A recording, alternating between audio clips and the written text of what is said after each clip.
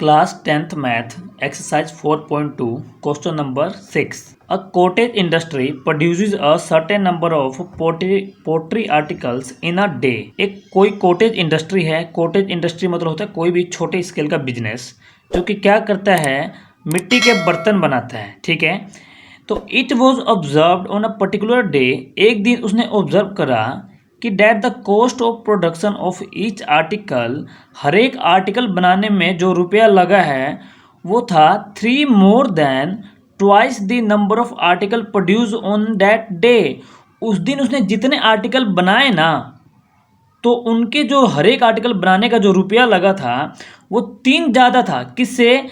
उस दिन जो आर्टिकल बने थे उसके दोगुने से। यानी उस दिन जो आर्टिकल बने हैं उसका डबल कर दो और उसमें 3 ऐड कर दोगे तो हर एक आर्टिकल का प्राइस आपको मिल जाएगा।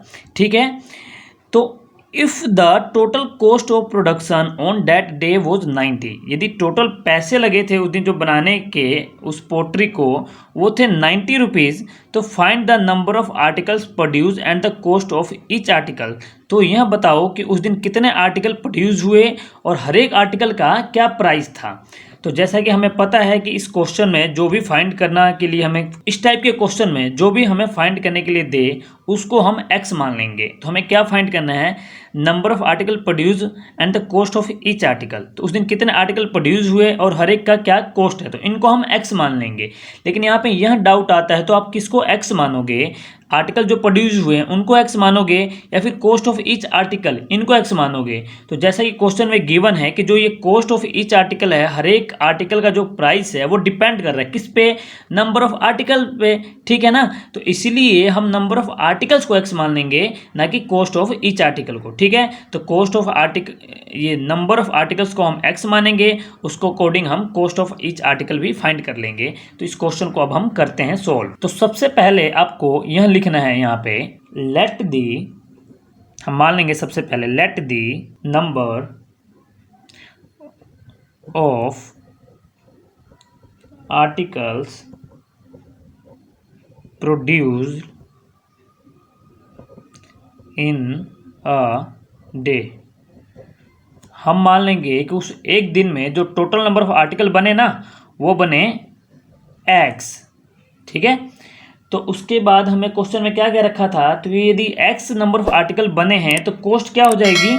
तो उसके बाद हम लिखेंगे कॉस्ट ऑफ, तो cost of production of each article क्या होगा? तो क्वेश्चन में हमें गिवन है कि जितने भी नंबर ऑफ आर्टिकल उस दिन प्रोड्यूस हुए हैं ना, तो उसका आप डबल कर दो। तो x आर्टिकल प्रोड्यूस हुए हैं उस दिन, उसका हम डबल कर देंगे, वो हो जाएगा 2x। फिर इसमें 3 ऐड कर देंगे, 3 ऐड कर दिया हमने, तो इतने रुपीज़ लगे हैं हर आर्टिकल को बनाने में।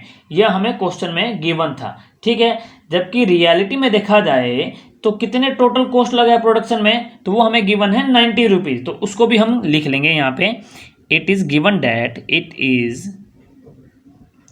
Given that the total cost of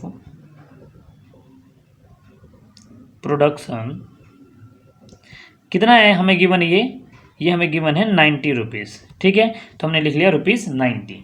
ठीक है, तो यहाँ पे अब हम लिखेंगे अकॉर्डिंग टू क्वेश्चन। तो देखो नंबर ऑफ आर्टिकल कितने प्रोड्यूस हुए हैं एक दिन में, तो वो हुए हैं x। ठीक है ना, टोटल आर्टिकल हमने बनाया है x और हर एक आर्टिकल का प्राइस कितना लगा है बनाने में, तो वो लगा है 2x + 3। ठीक है, तो x आर्टिकल को बनाने में कितने कॉस्ट लगेगा, तो वो लगेगा x × 2x प्लस में 3। ठीक है, तो इनकी मल्टीप्लाई कर देंगे, यानी टोटल इतने रुपीज़ हमें लगे हैं उस आर्टिकल को बनाने में। जबकि रियलिटी में वो कितने रुपीज़ गिवन है हमें, वो गिवन है 90 रुपीज़। ठीक है, तो इसको सोल्व करके हम एक इक्वेशन बना देंगे। तो x की मल्टीप्लाई करेंगे 2x के साथ, तो ये बन जाएगा 2x²। x की मल्टीप्लाई करेंगे 3 के साथ, तो ये बन जाएगा 3x = में है 90। इसको हम इस साइड लेके आ जाएंगे, तो 2x² प्लस में 3x माइनस में 90 = में 0। ठीक है, तो क्वाड्रेटिक इक्वेशन को हमें सोल्व करना आता है स्प्लिटिंग द मिडल टर्म से। तो क्या करते हैं हम, इस 2 की 90 से मल्टीप्लाई करते हैं, तो कितना आएगा, तो 2 की 90 से मल्टीप्लाई करोगे तो आएगा माइनस का 180x² और जो मिडल टर्म है ये कितनी है, ये है प्लस का 3x। यानी हमें ऐसे दो नंबर फाइंड करने हैं जिनको मल्टीप्लाई करने पे तो आया 180x² माइनस का 180x² और प्लस माइनस करने पे आया हमारे पास 3x। तो ऐसे दो नंबर होंगे हमारे माइनस का 12x और प्लस का 15x। यदि हम इनको मल्टीप्लाई करेंगे तो हमें बनेगा, हमारे सामने आएगा माइनस का 180x²। यदि प्लस माइनस करेंगे तो हमारे सामने आएगा प्लस का 3x। ठीक है, तो हम क्या करेंगे अब, तो हम लिखेंगे 2x²। इस 3 को हम ब्रेक कर देंगे किस में, माइनस का 12x और प्लस का 15x। ठीक है, और ये माइनस का 90 इक्वल टू में 0। इन दोनों में से कॉमन आ रहा है 2x, तो 2x ले लेंगे कॉमन। तो 2x कॉमन लेने के बाद यहाँ पे बचा x माइनस में 6 और यहाँ से हमारे पास कॉमन आ जाएगा 15। तो यहाँ पे भी क्या बचेगा, x माइनस का 6 इक्वल टू में 0। ठीक है, तो इन दोनों में से फिर से कॉमन आ रहा है x माइनस का 6 कॉमन आ जाएगा, तो वो हम कॉमन ले लेंगे, x माइनस का 6 कॉमन ले लिया। फिर क्या बचा, ये बचा 2x प्लस में 15 इक्वल टू में 0। ठीक है, अब हम क्या करेंगे, बारी बारी से इन दोनों को 0 के इक्वल रख के इक्वेट करेंगे। तो x माइनस 6 इक्वल टू में 0 और 2x प्लस में 15 इक्वल टू में 0। तो यहाँ से x की वैल्यू कितनी आ गई, वो आ गई 0, वो आ गई हमारी 6। ठीक है, x की वैल्यू यहाँ से कितनी आ जाएगी 6। यहाँ से x की वैल्यू कितनी आएगी, वो आएगी -15 अपॉन में 2। ठीक है, तो यहाँ से हमारी x की दो वैल्यू आ गई, एक आ गई 6 और एक आ गई -15 अपॉन में 2। तो हमारा x क्या था, हमारा x था number of article produce in a day. एक दिन में जो आर्टिकल प्रोड्यूस हुए हैं उसको हमने माना था x। तो देखो x वैल्यू 6 आई है और -15 अपॉन में 2 आई है। तो एक दिन में जो हम आर्टिकल प्रोड्यूस करेंगे वो कभी माइनस में तो नहीं हो सकता ना। ऐसा तो नहीं हो सकता कि हमने -5 आर्टिकल बनाए, ऐसा तो हो नहीं सकता। ऐसा हो सकता है कि हाँ हमने 5 आर्टिकल बनाए हैं। तो जो number of article produce in a day होगा उसकी वैल्यू हमेशा ही पॉजिटिव होगी। यानी ये जो वैल्यू है ये पॉसिबल नहीं है और ये x की वैल्यू पॉसिबल है। तो ठीक है, यानी number of article produce in a day हमने कितना बनाया, 6। तो एक आंसर हो गया आपका x इक्वल टू में 6। उसके बाद आपको क्वेश्चन में और क्या क्या रखा था फाइंड करने के लिए, तो आपको क्वेश्चन में ये कहा था कि फाइंड करो कॉस्ट ऑफ ईच आर्टिकल। यानी ईच आर्टिकल का कॉस्ट भी हमें फाइंड करना है। ठीक है ना, तो कॉस्ट ऑफ ईच आर्टिकल कितना है, कॉस्ट ऑफ ईच आर्टिकल यही तो है 2x प्लस में 3। यही तो है cost of production of each article, कितना है 2x प्लस में 3।